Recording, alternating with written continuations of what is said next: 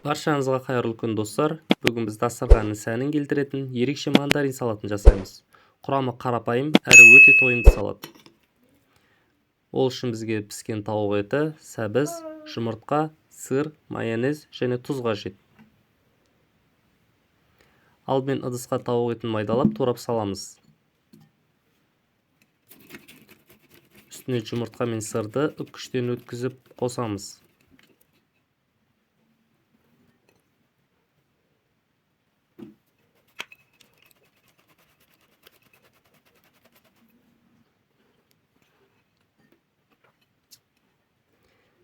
Және майонез бен тұз қосып араластырып аламыз.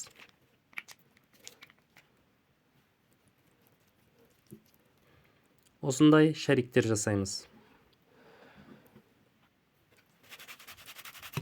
Енді сәбізді үккіштің майда жағынан өткізіп аламыз.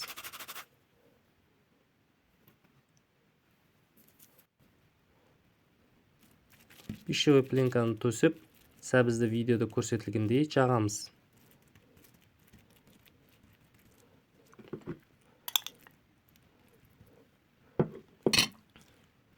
Үстіне шариктерімізді салып, тура видеодағыдай ораймыз.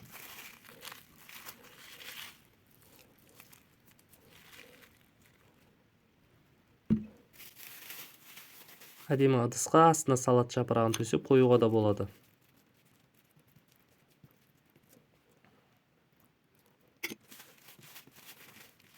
Барлық мандариндерді осылай жасап шығамыз.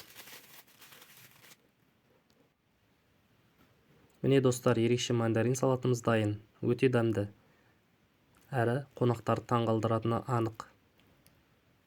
Достар, жасап көріңіздер. Ас болсын.